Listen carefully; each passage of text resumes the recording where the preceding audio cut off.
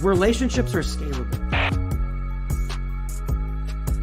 If marketing's job is to build relationships at scale, and if relationships are built through conversation, how can marketing be used to drive conversation? We didn't really define relationships.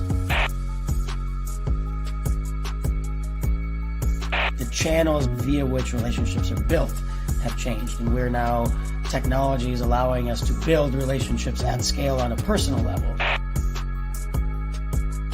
Leverage relationships to drive growth in your organization. If you shift the focus to relationships instead of revenue, magic things happen.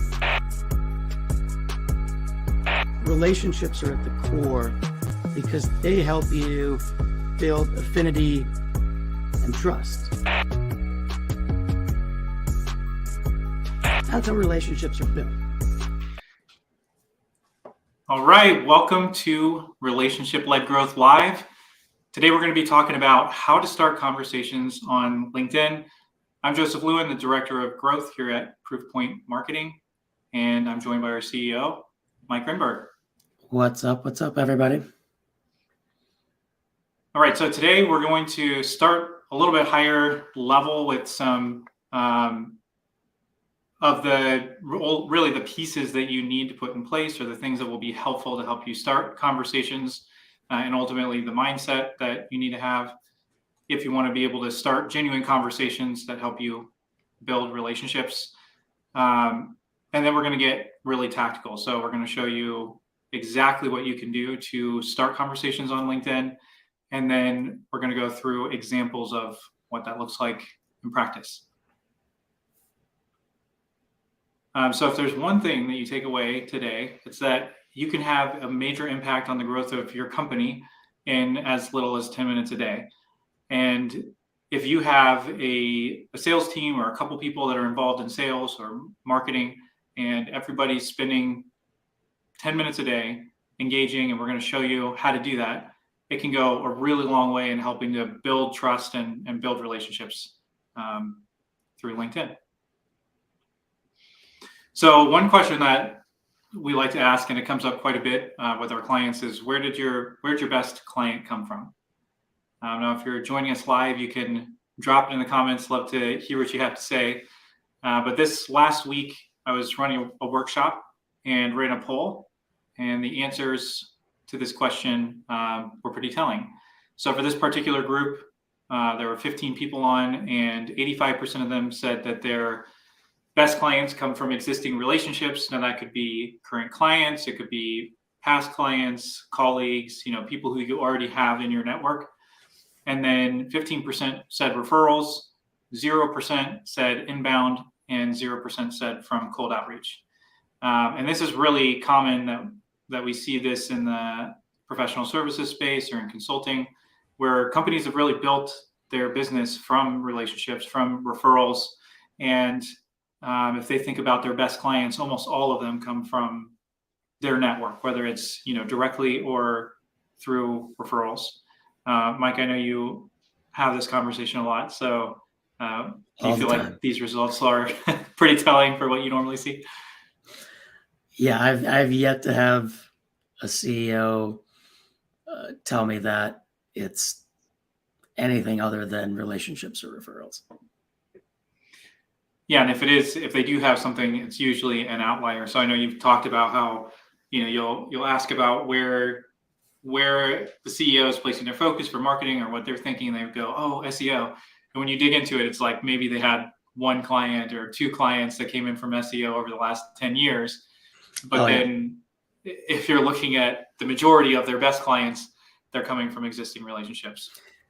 Yeah, that's a good point. It's usually the question I'll ask is, where does the majority of your business come from? And it's almost always relationships and referrals. And then you're right, every once in a while you'll get this like anomaly, but then when you dig into it, it's like, oh yeah, we got somebody that found us on Google 10 years ago. It's like, well, that was 10 years ago. Yeah, so that's really why we're kicking off with a little bit more of the mindset and this piece about how marketing's job is to build relationships at scale.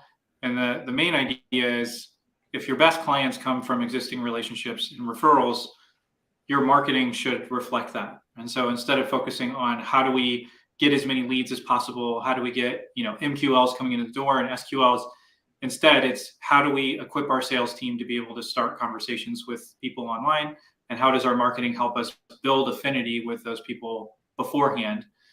So Mike, I'll let you take it from there and talk about relationship-led growth. Yeah, and I think the important thing to mention here is, a lot of marketers frown on this kind of idea that, marketing is assisting sales. But the reality is especially in complex B2B, that's exactly what it is. Your marketing alone won't make the sale.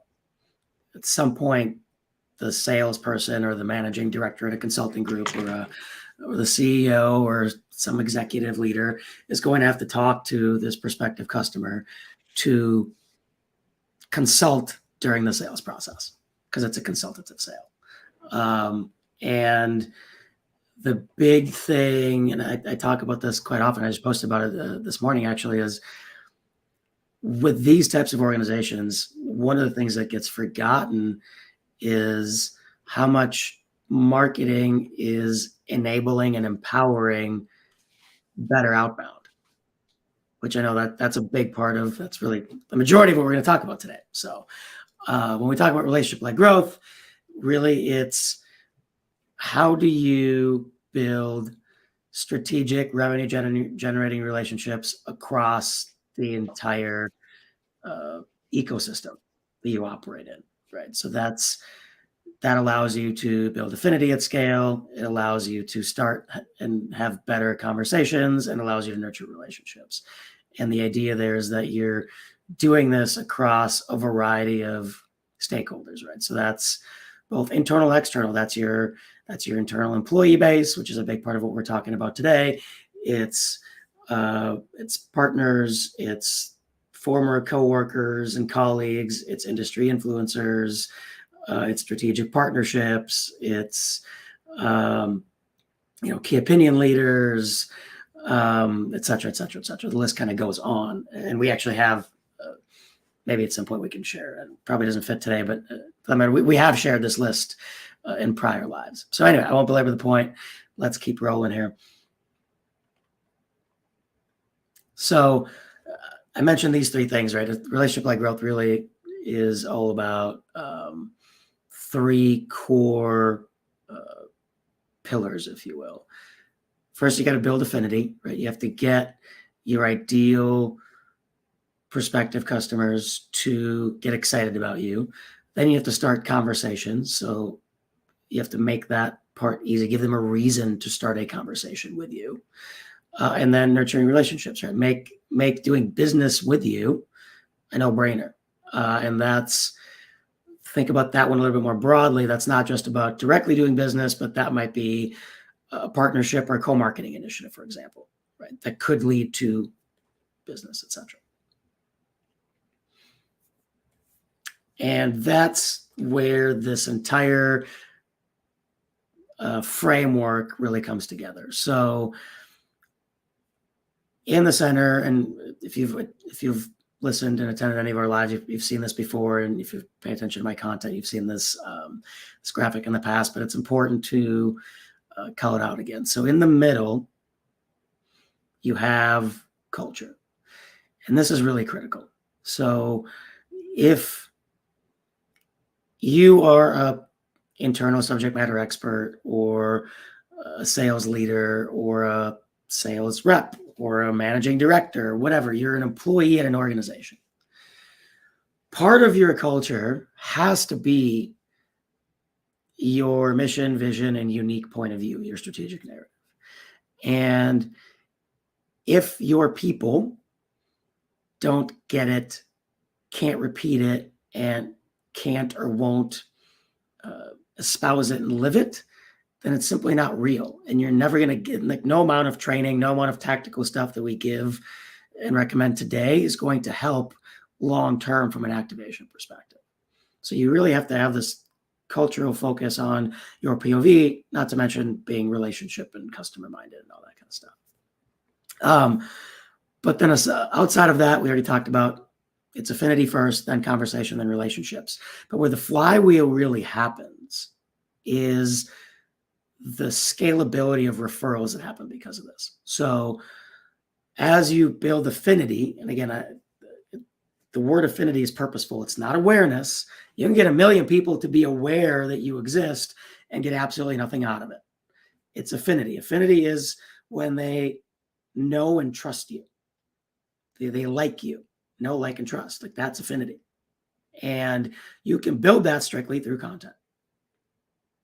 And that allows you to create what we call affinity referrals. That helps you start even more conversations. The more conversations you have, the more conversation referrals you get, which helps you build even more affinity. Go down the line, you build more and more relationships. That allows you to get more relationship referrals. And that's how this thing scales and is an actual flywheel, right? It's perpetual motion. And the big part of that is you have to think more broadly. Joseph has talked about this a number of times recently of you have to be willing to have non-sales conversations. So the focus is always on, well, let me talk to the decision makers, right? If I'm selling to whatever, if I'm a cybersecurity firm, I need to talk to the CTO and the CISO and whatever. Great. Yes, you should be doing that a lot, as often as possible. However, you should also be looking at internal influencers within those organizations. You should be looking at external influencers to those organizations. You should be looking at, tangential businesses that relate to cybersecurity. That could be platforms, right? You might be a reseller or a channel partner. So there might be a form of relationship you should be looking at. Individual, maybe even consultants that are in the, say, maybe compliance space, that where cybersecurity relates to. Maybe there's a legal component to it. Like there are a whole bunch of things you could be looking at there. Not to mention, as I mentioned earlier, your employees, current and former, colleagues, et cetera, et cetera. So that list really, the ecosystem is much larger than just decision makers at your target accounts. Yeah, that could also be people that run podcasts in your space or newsletters or, run a blog, because the idea is the more that every single person, especially on your sales team or senior leadership in your company, the more that they're seen and known, the easier it is for your team to start conversations with people. I mean, if you just think about it from a perspective of who you're willing to answer a comment or a direct message from or an email, you're far more likely to answer one of those if you know the company, or especially if you know the person that they're reaching out from. For instance, I've had reps reach out to me from HubSpot, cold emailing me, and I've answered them because I'm familiar with HubSpot and I already know what they're doing. Whereas, I get cold emails all the time that might even be a better copy, more engaging, closer to the pain point, but because I've never heard of them before, I'm unlikely to respond. Yeah, actually, you bring up a really important thing here in terms of podcast hosts. Also, consider event organizers, right? So a lot of organizations are, especially in the professional services space, they're still very heavy into events, which they should be. They still make sense there, but you can, instead of paying for a speaking spot, what if you could earn it? Well, this could be a way that you do that, right? You could put out content, and we'll talk about all these things now. Actually, there's a example that just so happened to me literally an hour and a half ago, not even on purpose, but that I'll share. So we're going to get into the tactical exact ways that you can do this in just a second. But there's one more piece of this that I want to share with you. So, this is what a typical strategic plan would look like when we've been working with an organization for a while. And the reason I'm showing you this is the types of things that you do from the marketing side make it a lot easier for the sales team to start conversations. And, you might be looking at this as a salesperson and go, well, my company doesn't do any of these things. Doesn't mean you're not going to be able to do what we're talking about later. But if your company's running a podcast or they're posting original content from their page, not just talking about the company, employees, and features and benefits, but talking about challenges that are being faced in the industry. If your company does live stream events like this, that's going to really help. That helps build the affinity. It makes it easier for people on the sales team to start conversations. And that's usually where we're focusing when we're working with clients, is how do we build affinity with types of content that the sales team can actually use to be more engaging. So if you do have those pieces, it's going to be a lot easier to move to that next phase, which is starting conversations. That could be, you're going to get more inbound if you're doing those things, but also when you reach out to people, it's really more of a warm outbound. What we're going to show you today is really warm outbound approach to sales versus taking a cold outbound approach. And the last thing I'll say on this before moving on is that if your company isn't doing these things, you can absolutely do them yourself. So I was working at a company before that didn't have a podcast, but I saw the value in doing that to build relationships with people I needed to do my job effectively. So I started a show. And if you've been on this live before, you probably know that's how Mike and I met, and how I ended up here was through that podcast and building relationships through the show. So you could start one on your own. You could running a LinkedIn live. You could do that on your own as well. And we'll talk about that in a minute too. But having a piece of content like a podcast or a live show makes it a lot easier. So then relationship-led growth is a team sport. It's not marketing and sales working against each other, but it's really thinking in terms of your salespeople thinking more like marketers, and your marketers thinking more like salespeople, so that you're building that long-term growth as a business and not just focusing so much on short-term revenue and short-term goals that you kind of destroy your reputation and trust. But on the flip side, you're also creating marketing content that makes it easier to fill your pipeline this month, this quarter, next quarter, and not only doing things that help you in the long run. And so before we move on, are you more likely to engage with a post from your network or from a company page? Again, this is a question that we ask in some of our workshops, and a recent one, again, 15 people on there, 100% of them said their network. So when we're talking about relationship-led growth, this isn't just the company posting company content about the company. This is individual people on the team getting involved themselves and starting conversations and creating content that makes it easier to start conversations. But if it's individuals, their network is much more likely to get involved than if it's coming from a company page. And then we like to call it relationship enablement. So it's the bridge between marketing and sales. It's kind of the missing rungs on the ladder that make it easier for marketing and sales to work together to achieve revenue. And it's really creating this individual content with people in the team. All right, so we're going to get really practical here and show you examples with 4 high impact ways that you can start conversations through LinkedIn. So number 1 is going to be leveraging live stream events. Again, if your company is doing this, it's a really low lift. If they're not, it's a little bit more of a lift to do it on your own, but still not super crazy. The second one is going to be social engagement. This is where you're going to get that 10 minutes a day we talked about earlier, where if you're spending 10 minutes a day, you can really accelerate the growth of the company you're working for. And then using existing content, it's a much lower lift if your company is, again, creating content that you can reuse. And then posting thought leadership content, which traditionally is very heavy lift. We have a program we've started that helps make that easier. But no matter what, if you're posting original content, that takes more work, and you have to get more involved to be able to do that. So leveraging live stream events. The way you can do that is if you have a live stream, whether it's yours or your company's, you can invite people to attend.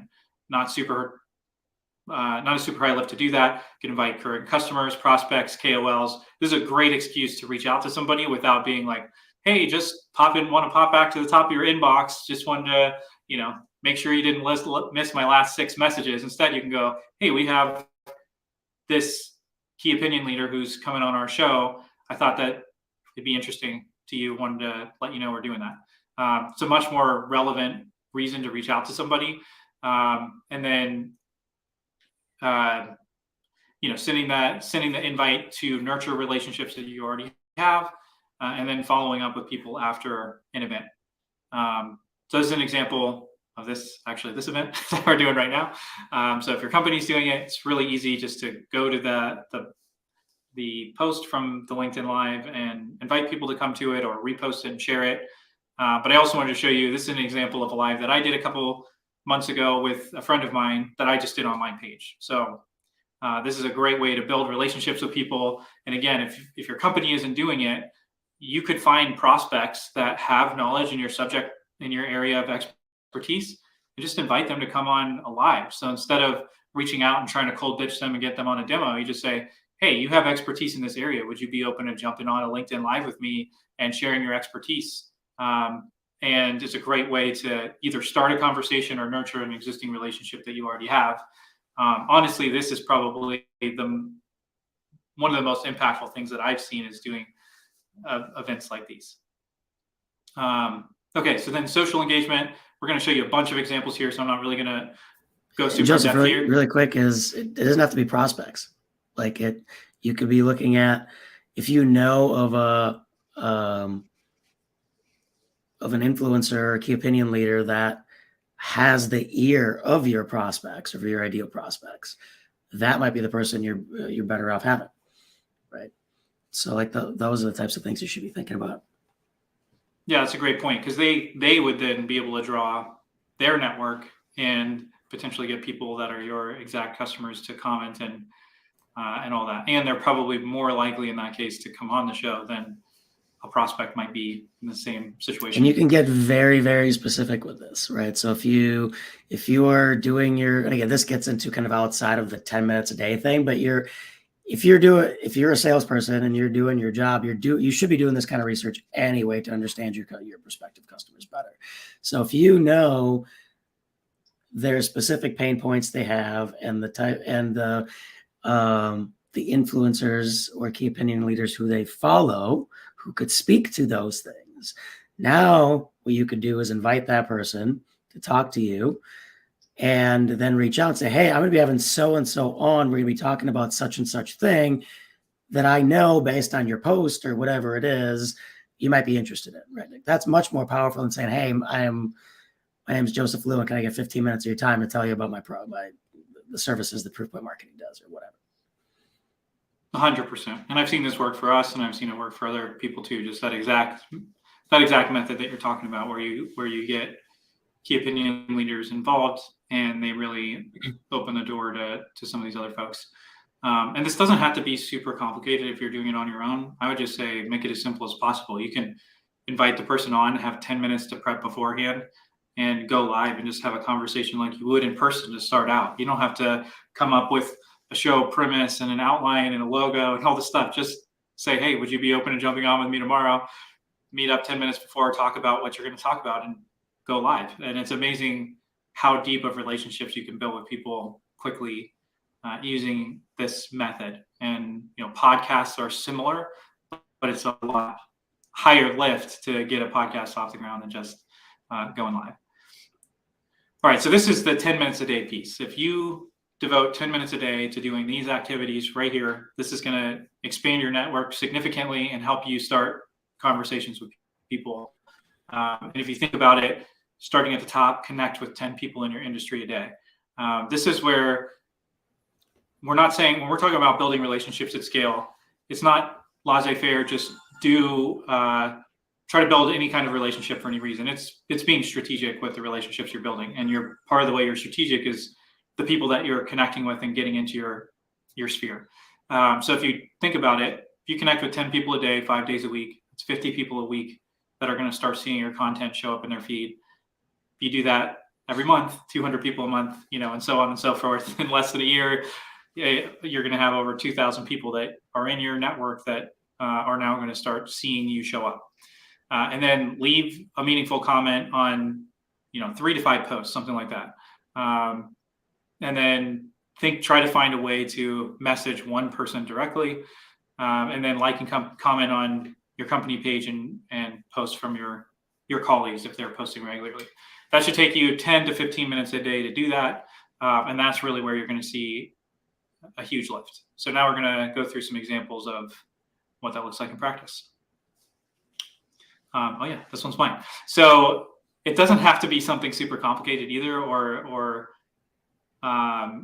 where you're having a dive deep in your expertise. I think there's a ton of value in that. Is then if you're going through your feed and you see something where you have an area of expertise that you can speak into, or you can add something really insightful, but it doesn't even have to be that complicated. And in fact, some of the best relationships I've built on LinkedIn are either for me doing this or other people reaching out to me about something that wasn't really that relevant to what I do. It just leads to a conversation. So, in this case, this guy that I'm connected with was posting about donuts, and I just mentioned donuts and talked about a donut shop here locally that that gets the conversation going in the direct messages. And then it's a lot easier for me to engage him in the future or, for that relationship to go further because we've had that personal connection. And specifically, there's a vendor that we're working with right now who did this with me, where he reached out. He saw that I had chickens and kind of live out on property. And so he reached out about that. And then we got on a call and had a conversation, and it turned out that what he did was a great fit. And it was way more effective for him to do that than for him to reach out cold and say, hey, we have this product that would be a great fit for you.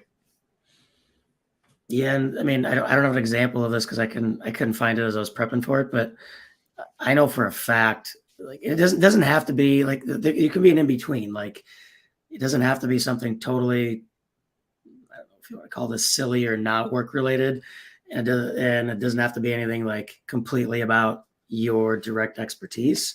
So, I mean, we're all humans, and we're all multifaceted. We're all interested in a lot of different things. Like I have an interest in AI and martial arts and outdoors and all sorts of other things, right? So any of those topics, as I see people who I want to connect with talking about, it gives me opportunity to reach out or comment, right? I know there's been a number of people like where, they're talking about something AI related. I'm like, oh, hey, what do you think about how this is impacting your industry? Like, I'm not an AI expert, but I know a decent amount. No, that starts a conversation. The next thing you know, they're asking me, oh, what do you do? What does Proofpoint do? Or this, that, and the other, right? So it's, you can do this in a lot of different ways. You just have to be open having a conversation, really. And I mean, this is an example of being much more work specific, but look how it works. So, and again, some of this stuff is just kind of random based on LinkedIn algorithms. Some of it can be specific if you're following somebody. I'm blurring out names here for privacy reasons because I didn't ask permission to get screenshots and whatnot. But anyway, somebody posted something about kind of how partnership programs and sales enablement can work there, and it happens to really fit into our relationship-led growth model. I made a comment, hey, I love this. This is an example of X. She responds with, you're totally right. I provide even more kind of like, hey, here's some other examples of what this looks like. And then from there, I get this part. Like, she literally reaches out to me, hey, thanks for engaging. We'd love to be connected. And then another person who I'm now also connected with, and happens to be a senior marketing manager in a company that we in theory could do business with, also liked it. So then I reached out and just sent a connect request, right? So a couple comments that took me all of, I don't know, maybe 2 minutes, got me 2 solid connections. Now, are we going to do business with either of these tomorrow? No. But for 2 minutes, that's pretty good. And the one other thing I'll mention is once you start developing your core POV, or once you really understand your company's core POV, a lot of your comments can become kind of copy and paste.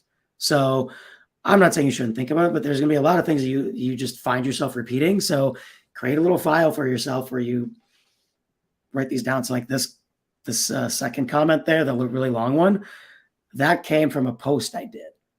And it's a common thing that I post some variation of it. So I have it always ready. And if it fits to the conversation, I'll copy paste, make a couple edits to make it really relevant to the conversation, and off we go. So you can make this even easier on yourself as you go along. Yeah, and this is where you don't have to post content. You don't have to be doing lives. You don't have to be doing something really complicated to be able to start conversations. You can just literally go through other people's content and engage. And just by engaging with more than just like, hey, nice post, or, thanks for posting or whatever, but say something that's meaningful and adds to the conversation, it really can help you start conversations with people that wouldn't have answered a cold call or a cold email from you.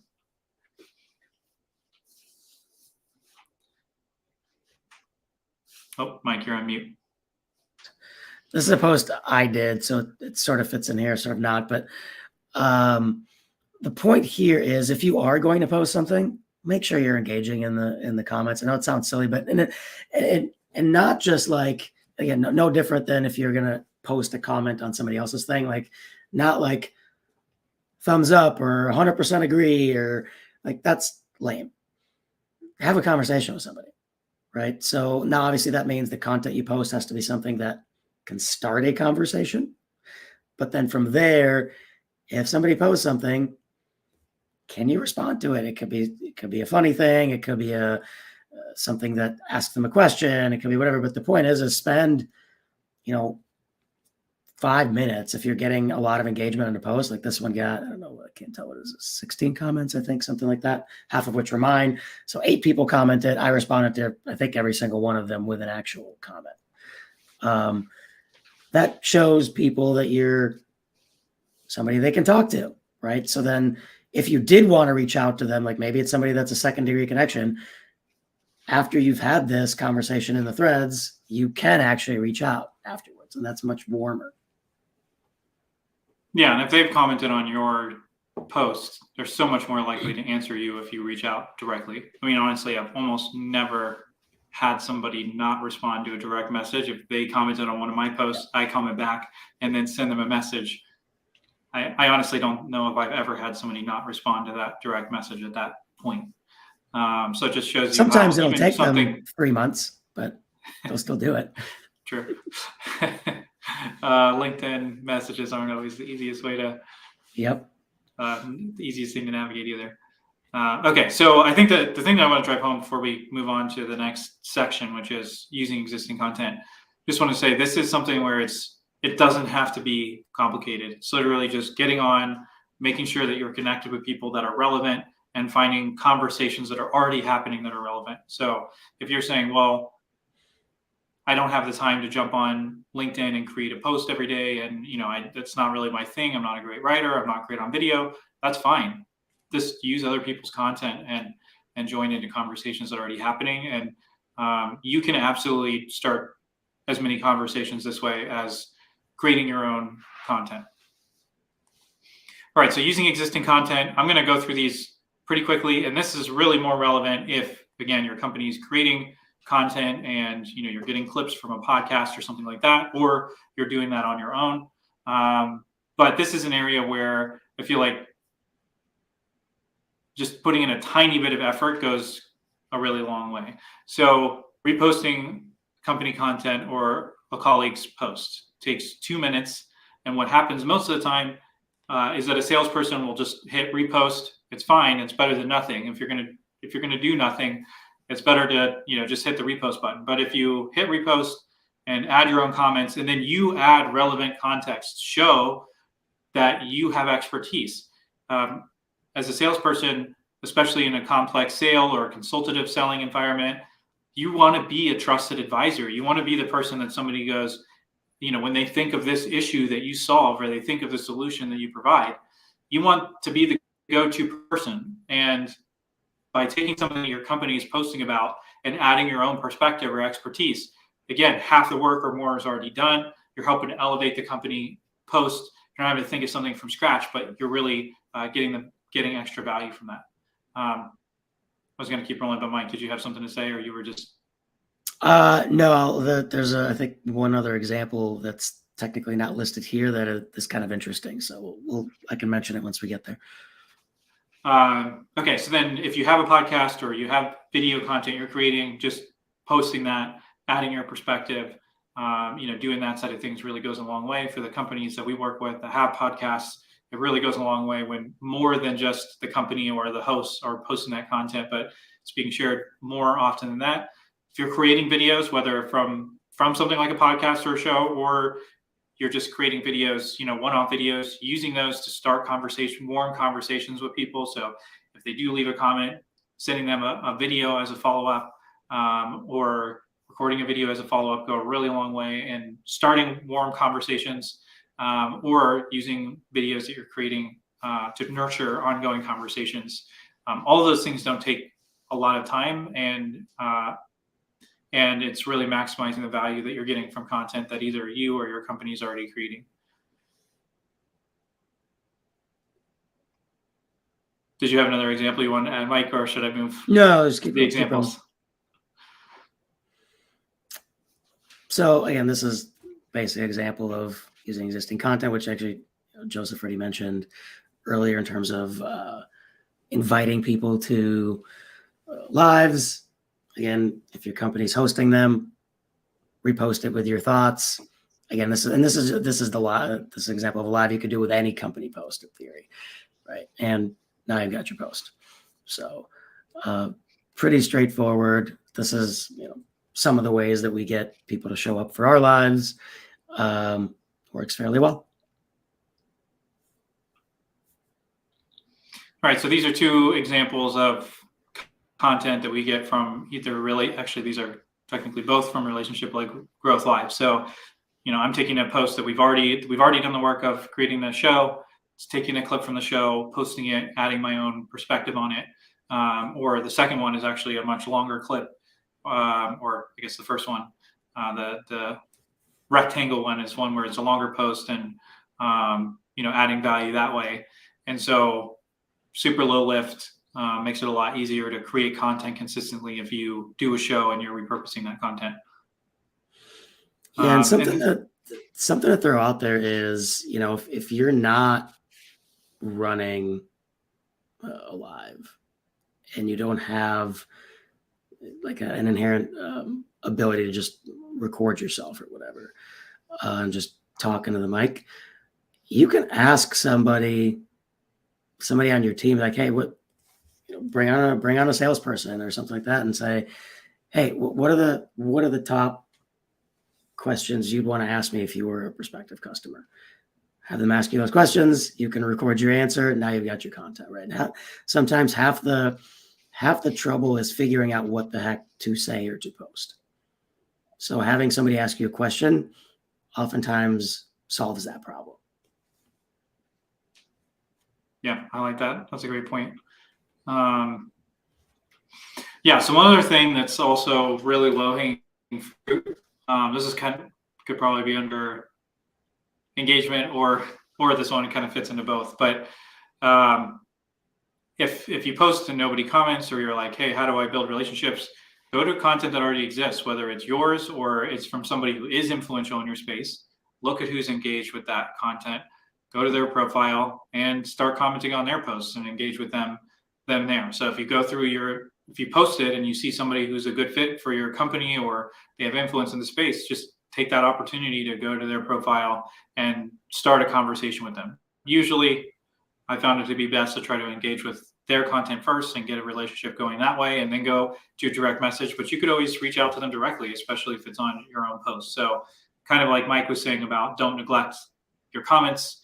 Also, don't neglect the people that are reacting to your posts. If you don't get a lot of comments, or you could go straight to somebody else's and use somebody else's existing content to find the people who are active on LinkedIn. Yeah, and I'm pretty sure I got a few examples of that exactly coming up. So using existing content, this is the interesting one I wanted to mention, which is once this becomes a thing that several people in your organization are doing, you can start cross-pollinating each other's content. So again, this was not planned. Our director of ops posted something about pretty much it's a case study of our Social Evangelist Accelerator program, which Joseph mentioned earlier, because we use it in-house. She's going through it. She's been having some great success with it.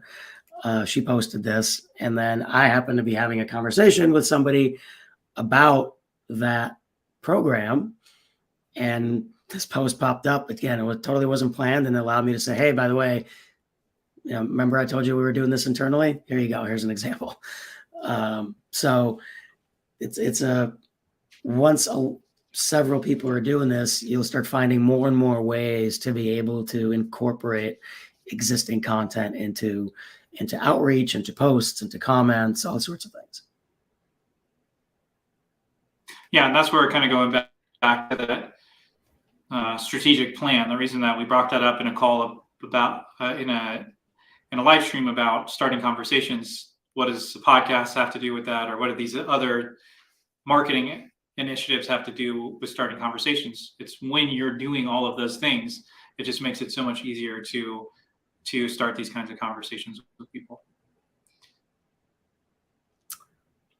So this is again using existing content. So this is from a live. This is a clip from I think the last live we did, if I remember right. And interestingly, again, some of the stuff just is not planned, but you have to be able to roll with it. I had this guy, Mark Stoos, on our podcast, I think that same week. And we happened to talk about a lot of the same topics, and he gave some really solid insights about it. So then I tagged him in this post saying, "Hey, it just so happens I had Mark on the show. Can't wait to release that episode. You should check that out when it's there, by the way, whatever." And then because I tagged Mark, he reposted it, and he's got a big audience. Again, none of this was planned at all. And then that created a whole bunch of opportunities for connections and comments and all sorts of stuff. So just having content to post or to use opens up all sorts of opportunities for you to start conversations. I think one of the things I'll mention is, as you're creating content, again, whether that's a comment, whether that's a post, whether you're doing a guest appearance on a podcast, whether you're hosting a live show, whatever it is, really ask yourself the question of, would somebody want to have a conversation with me about this? Because if the answer is no, it's maybe not the best piece of content to create. Yeah, and if it's about just straight your services and that's the only thing you ever post, then people probably don't want to have a conversation with you. Start getting people tuning you out. Sprinkling those in is fine, but if the majority of your posts are adding value, adding to the conversation, something people want to engage with, you're going to get a lot farther. And if you're on the sales side, so few salespeople actually are posting that kind of content that you'll stand out from all of your competitors if you're creating that kind of content. Okay, so we're going to move on to the final thing that you can do, which is posting thought leadership content and the value that comes from that. But one thing I want to say before we move there is, when people think of marketing, they think of inbound. And if you're around the demand gen space on LinkedIn, you'll see people talking about how if you start doing demand gen, you're going to start seeing people fill out forms on your website and reach out inbound to you through LinkedIn or things like that. That can be true, but it isn't always true depending on who your audience is. And the higher up you go in the chain, as far as if you sell to CEOs, the likelihood that they're going to reach out inbound before they're really ready to have a conversation is fairly low, unless there's a very high level of trust. They don't have a lot of time to waste talking to sales folks. So almost everything we're showing you here is what I would call warm outbound. And so how do you start building that relationship and rapport so that you can initiate a conversation with somebody that you want to talk with? And the less salesy you are, and the more that you're positioning yourself as a trusted advisor through all of those things, not so that you can trick people, but so that you can genuinely help. And then there's going to be opportunities that come from that. But thinking in terms of marketing being inbound and sales being outbound, what we're trying to say is it's better when both are working together, so that, yes, you can get some inbound, but it makes it easy for your sales team to build these relationships so they're having warm outbound and people actually respond.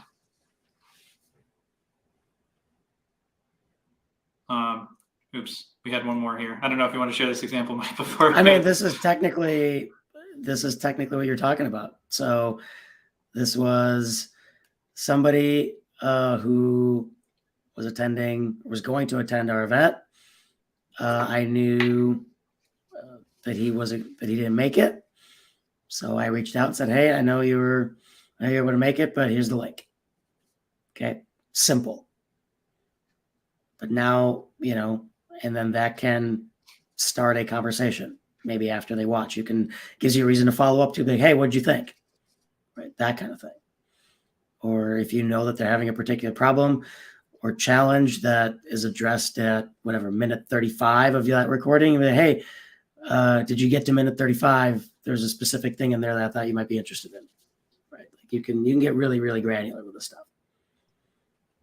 Yeah, and we call it relationship enablement, and the reason is sales enablement is kind of the same thing, but what I would say is the difference is usually sales enablement is a sales team saying, "Hey, I'd like something to leave behind for the customer," and it's kind of the sales team going, "Hey, give me something that I can, leave, or a PDF to send people."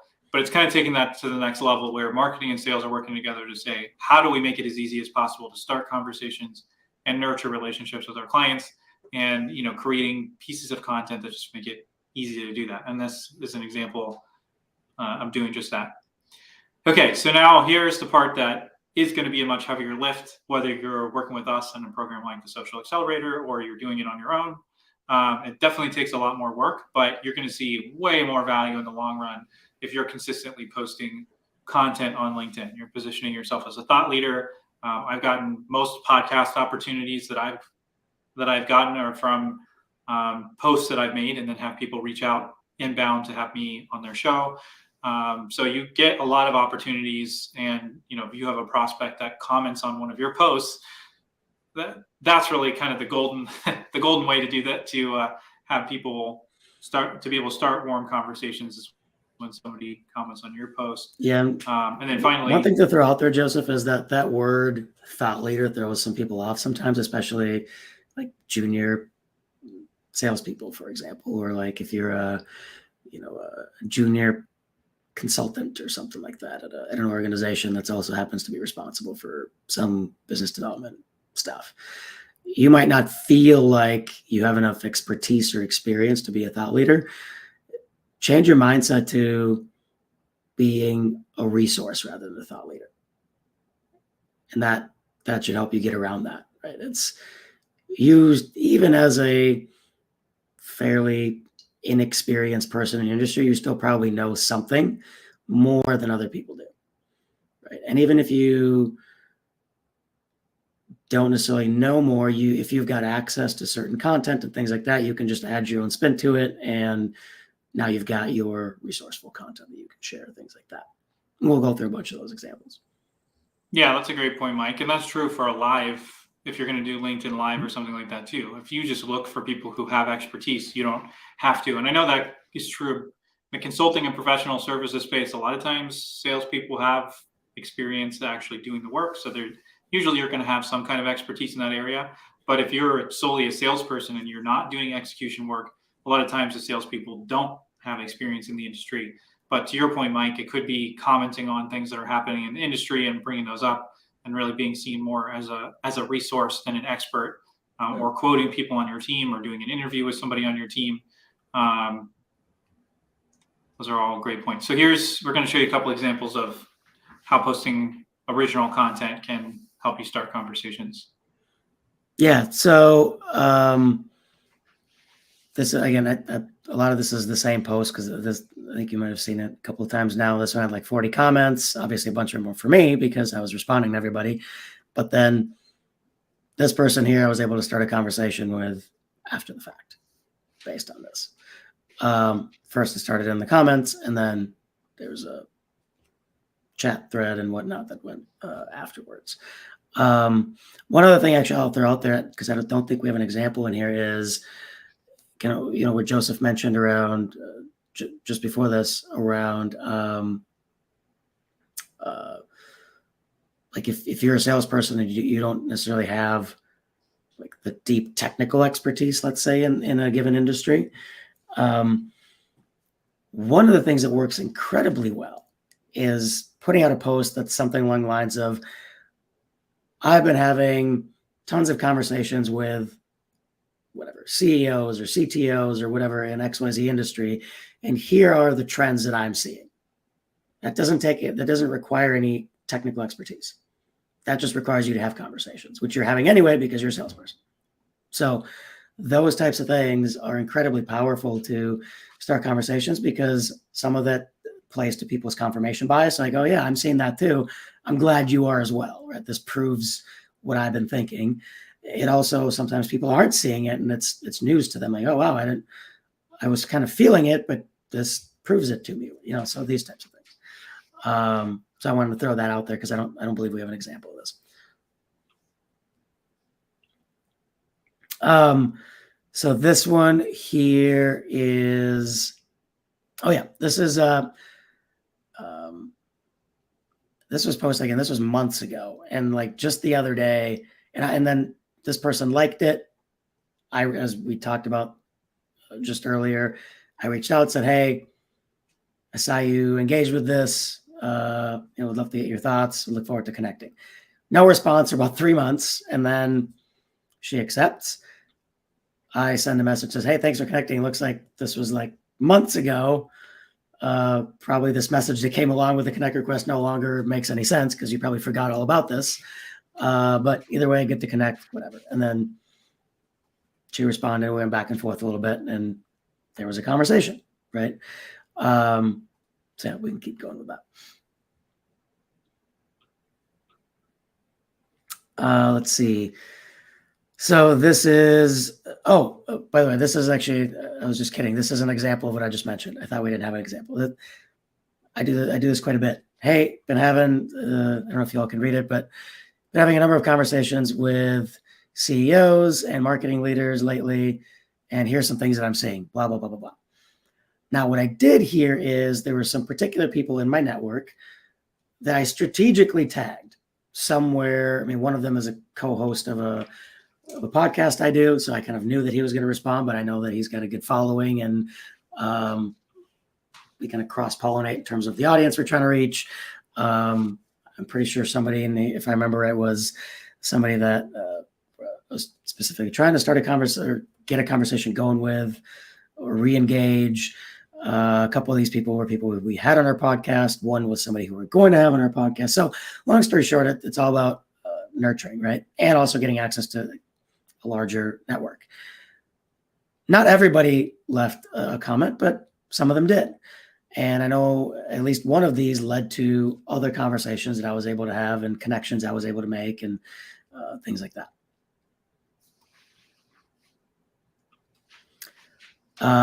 This one literally just happened, and the reason it's not, I didn't blur out his face is because I asked him if he was cool with me sharing this. So I literally just posted this morning, this post. At last I looked, he was the only person that liked it. I think it only had like, 40 impressions or something. But then shortly after I get a message that says, hey, saw your post about this. Can't believe I haven't reached out to you yet. I want to have you on my podcast to talk about, yeah. So now I don't have it scheduled yet, but I'm going to be on this podcast. So thinking about, the kind of full circle we talked about in the very beginning of going a little bit broader with who you should be building relationships with. Here's an example. Right now, I didn't post this because I wanted to connect with Jim Gilkey and be on his podcast. But this is the kind of thing that can happen if you allow it to. If you post things like this, if you connect with people, if you have these conversations. So now I get access to Jim's network once I go on a show.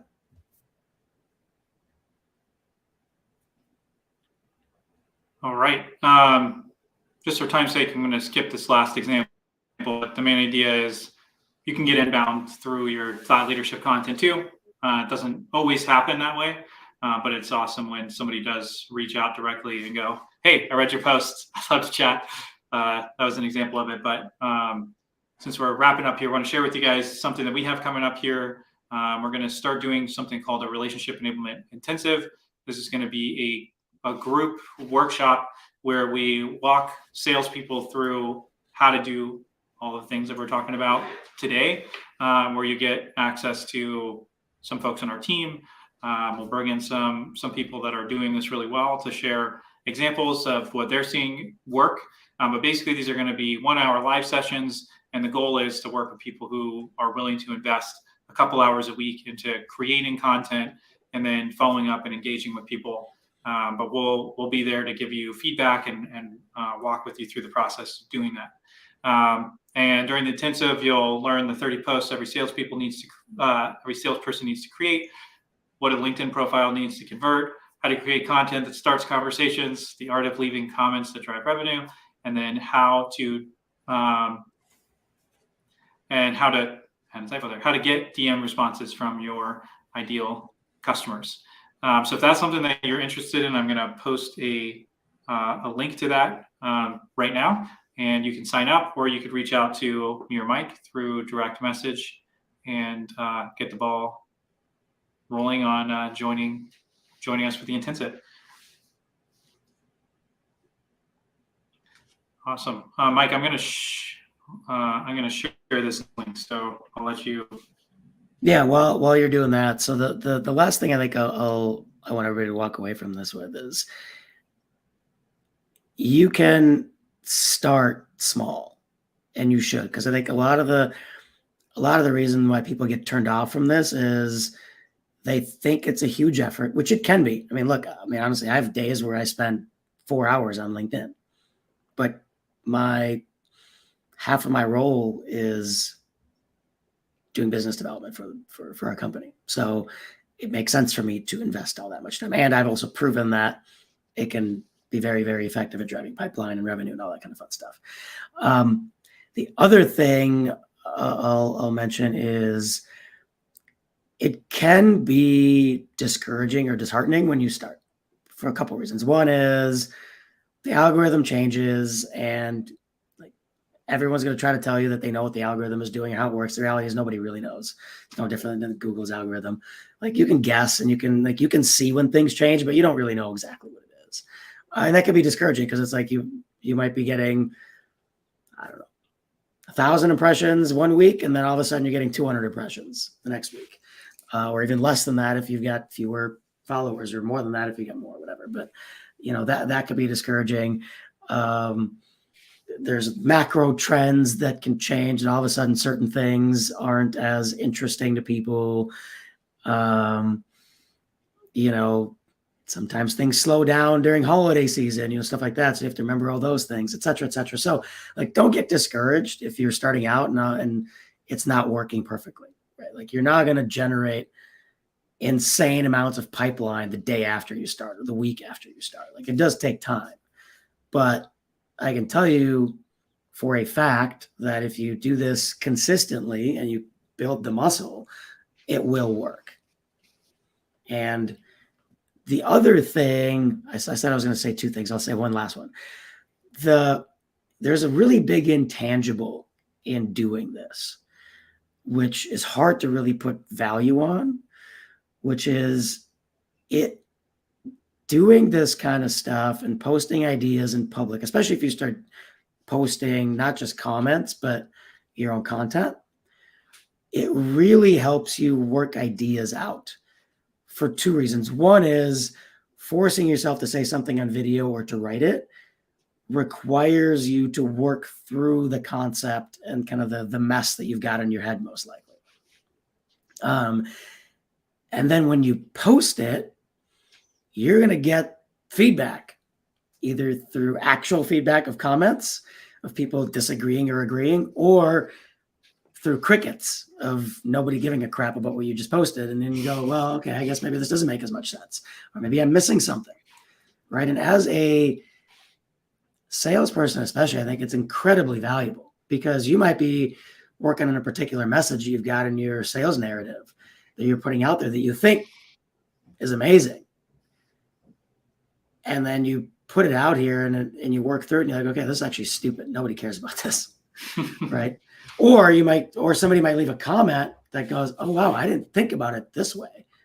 Let me tweak this a bit. And then all of a sudden it starts working like gangbusters. So there's this intangible value of working through the idea that you literally just, I don't even know how to put a dollar value to it, but I guarantee you it's really, really valuable, because that's a big way of how I have built our narrative, a lot of our sales messaging, a lot of our landing page content, like all sorts of stuff is built through kind of what I'll call thinking in public. So that's the last thing I'll say. Yeah. I second that. And that's a huge reason for this particular version of our live show, Relationship-Led Growth Live. It's a huge part of the reason that we do it. When Mike and I get to jump on and talk through ideas, or we have other people from the team get on and we talk through the ideas that just develop more. And we talk about things that we hear coming up in client conversations or things that are happening in sales conversations. And you just perfect those ideas over time, and they get better and better when you are forced to get on a call and talk them through. Or I don't want to say forced, but when you intentionally get on and have these conversations.